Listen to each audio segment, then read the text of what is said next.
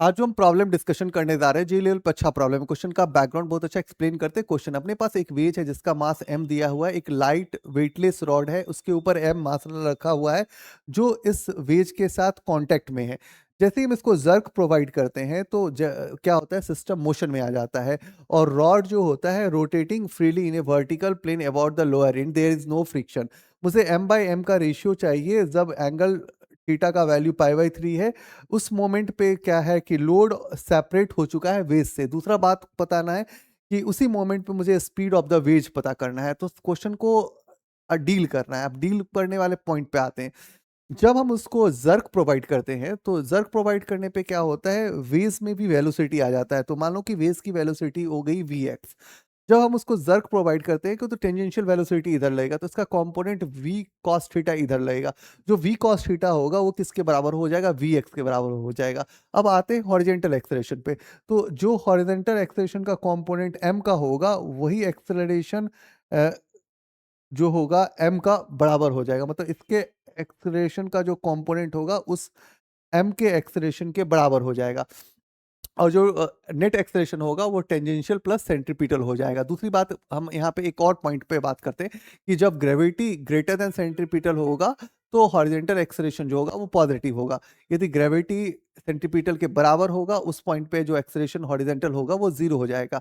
एक और पॉइंट है जहाँ पे ग्रेविटी लेस देन सेंट्रीपिटल हो जाएगा, उस पॉइंट पे एक्सेलरेशन जो होगा वो निगेटिव हो जाएगा। अब रहा कि क्वेश्चन को हैंडल करने के लिए क्या बेस्ट अप्रोच हो सकता है, उसको हम बताते हैं। तो पहले आपको क्या करना होगा, उसको कांटेक्ट के साथ दिखाना होगा। फिर क्या होगा कि आपको कांटेक्ट को हटा के दिखाना होगा। फिर एक्सेलरेशन की स्टडी होगी। जब कांटेक्ट नहीं होगा तो हॉरिजॉन्टल एक्सेलरेशन क्या हो जाएगा, जीरो हो जाएगा। अब बताते हैं कि क्वेश्चन को हैंडल करने का हम क्या बेस्ट प्राइस ले सकते हैं। सबसे पहले हम क्या करते हैं, डायग्राम को ड्रॉ करते हैं। तो ये लेते हैं कि ये अपने पास एक रॉड है, ठीक है। अब ये रॉड ऐसे करके डिफ्लेक्ट कर गया, ठीक है। और डिफ्लेक्ट किया तो एंगल कितना बन गया, π/3। तो ठीक है, अभी हम एंगल थीटा ही लिखते हैं, ठीक है। अब ये हमारे पास वेज है,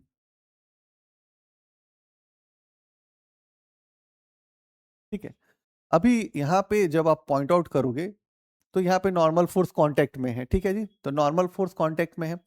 दूसरी बात है कि यहाँ पे वेज का मास जो है वो m दिया हुआ है, c। तो वेज को एक वेलोसिटी मिला, मान लो कि वो वेलोसिटी मिल गया vx। अब हम क्या करते हैं कि इस पार्ट को रीड्रॉ करते हैं और टेंजेंशियल वेलोसिटी के साथ इसके कंपोनेंट को ड्रॉ करके दिखाते हैं। तो सबसे पहले कहते हैं कि ये रॉड था, रॉड ऐसे करके रोटेट हुआ,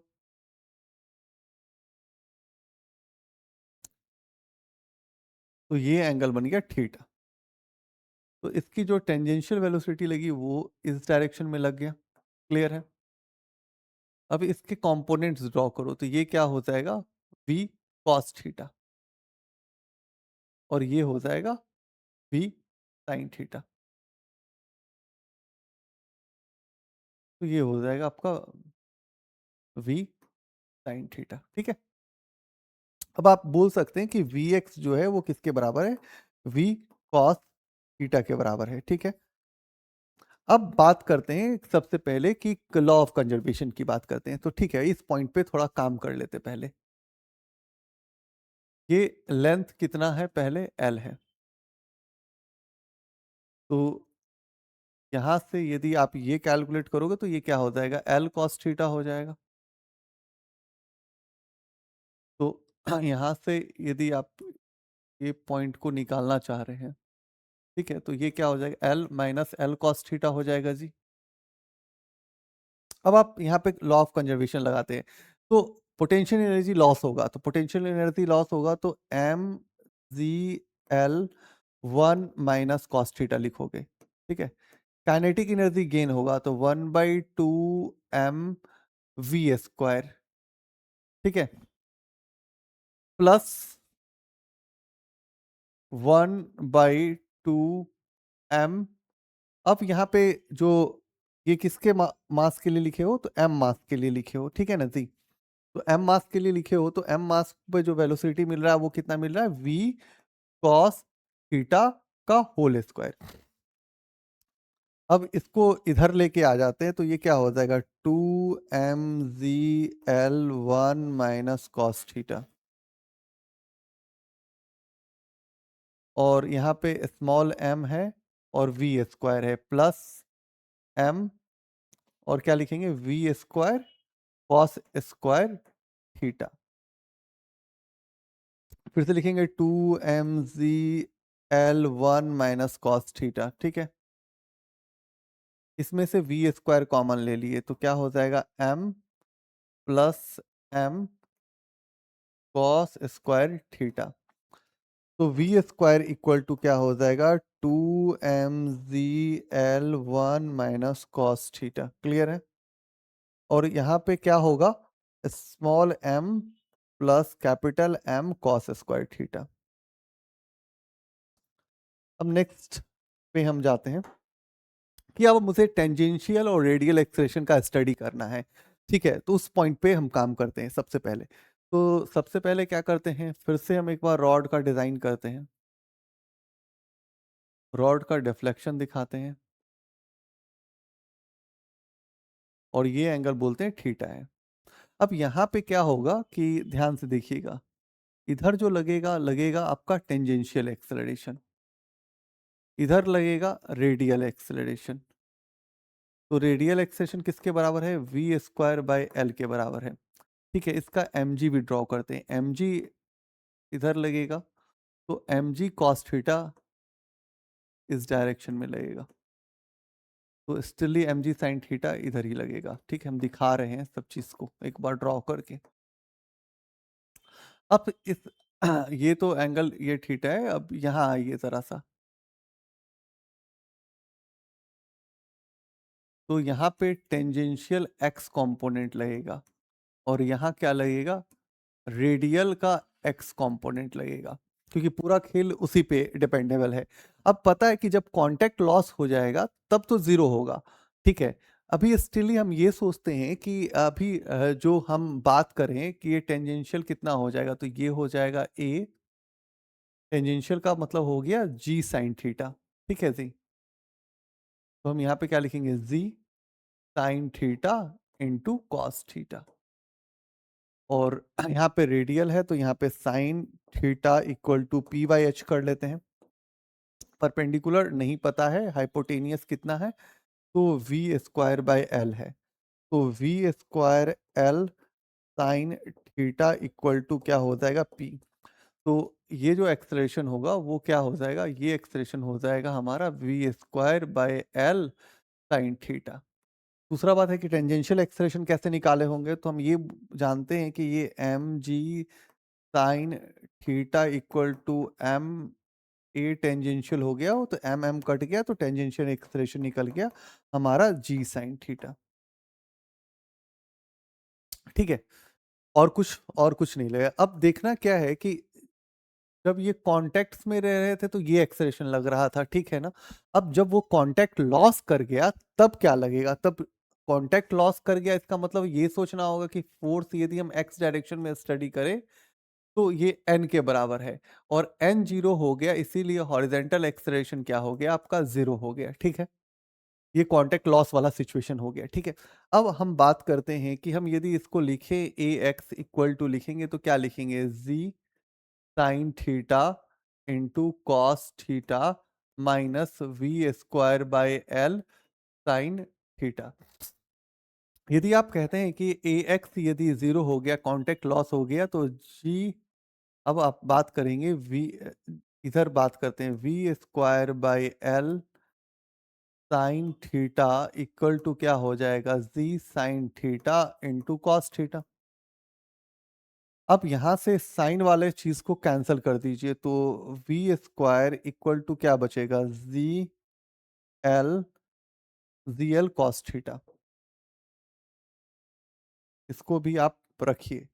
अब आप इक्वेशन लिख लीजिए, कौन सा इक्वेशन जो आप फर्स्ट में कंजर्वेशन से निकाले थे। ठीक है, अब उस पे जाते हैं तो मेरे को पता है कि वो वी स्क्वायर इक्वल टू क्या निकाले हैं 2gl1 माइनस, एक मिनट, टू, एक बार देखना पड़ेगा m का भी चर्चा होगा जी, 2mgl होगा। ठीक है ना, 2mgl1 minus cos theta divide by क्या हो जाएगा small m plus m cos square theta, ठीक है। अब आप क्या कीजिए, वी स्क्वायर की जगह क्या लिखोगे, जी एल कॉस थीटा, ठीक है। ठीक है, फिर क्या लिखोगे, two M G L one minus cos theta divide by small M plus capital M cos square theta. अब आपको यहाँ से कैंसिल करिए, जी एल और जी एल को हटा दीजिए, तो ये एम कॉस थीटा बचा plus m cos q theta बचा equal to two m minus two m cos theta. अब वो थीटा का वैल्यू दिया हुआ है 60 डिग्री, डेविएशन एंगल पता है कि 60 डिग्री दिया हुआ है, तो ये आपके लिए बहुत इंपॉर्टेंट था। तो ठीक है, अब आप क्या कर सकते हैं, एम लिखिएगा, कॉस 60 डिग्री का वैल्यू सेटअप कीजिए, m/2 M into 1/8 equal to 2m minus 2m, एक मिनट, 2m और कॉस थीटा का कितना हो जाएगा, 1/2, तो ये कैंसिल कर लीजिए। तो ये हो गया m/2 प्लस m/8 माइनस, कर लीजिएगा तो m आ जाएगा, तो m/8 equal to m minus m/2, तो ये बचा m/8, क्लियर है।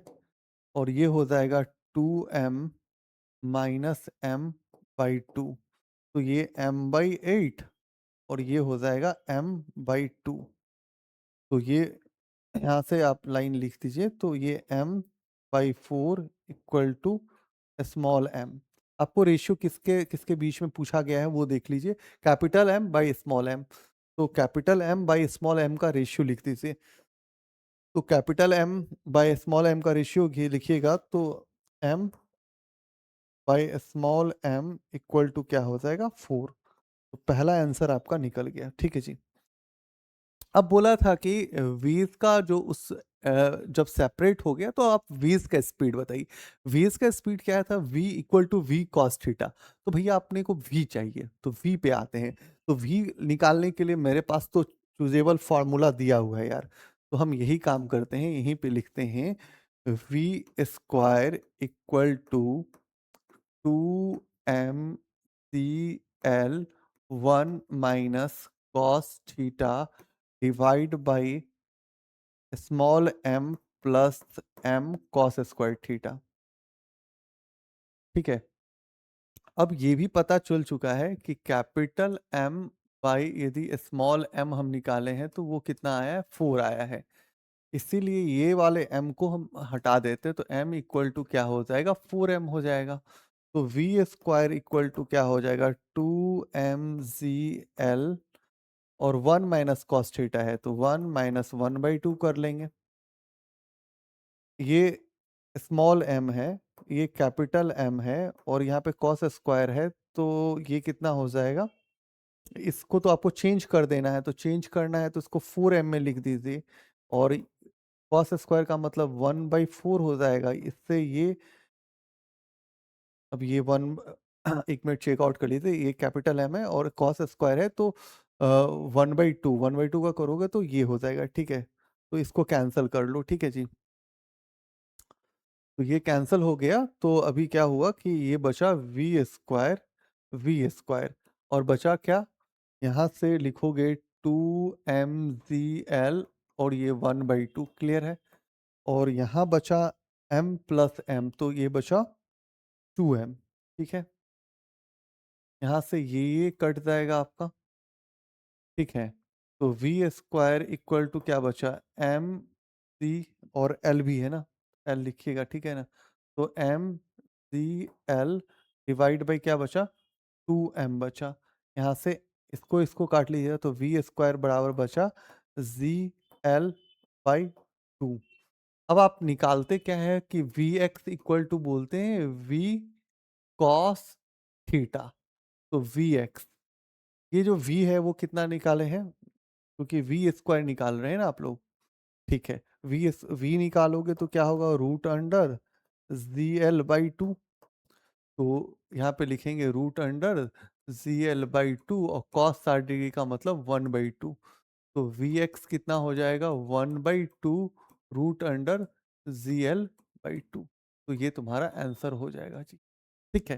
तो क्वेश्चन को हैंडल करने के लिए क्या-क्या अप्रोच यूज़ किए हैं, वो एक बहुत इंपॉर्टेंट है। कब एक्सेलरेशन पॉजिटिव होगा, कब नेगेटिव होगा, कब 0 होगा, किस पॉइंट पे कांटेक्ट लॉस करेगा, ये सारे पैरामीटर्स को यदि आप हैंडल कर लोगे तो आपका सवाल बन जाएगा। तो एक बार ब्रीफली आपको समझना है कि रेशियो निकालना है। दूसरा है कि इन चीज़ेज़ का बड़ा यूज़ है। यार ये चीज़ेज़ नहीं पता होगा तो ये डील करना थोड़ा मुश्किल हो सकता था अपने लिए, तो ये चीज़ बहुत इंपॉर्टेंट था। दूसरा ये था कि मेरे को ये चाहिए, ये क्यों नीडिंग था इसके लिए, ये भी एक बार समझ सकते हैं। जैसे वो ऐसे स्लोप पे आएगा तो इसका स्पीड बढ़ता जाएगा।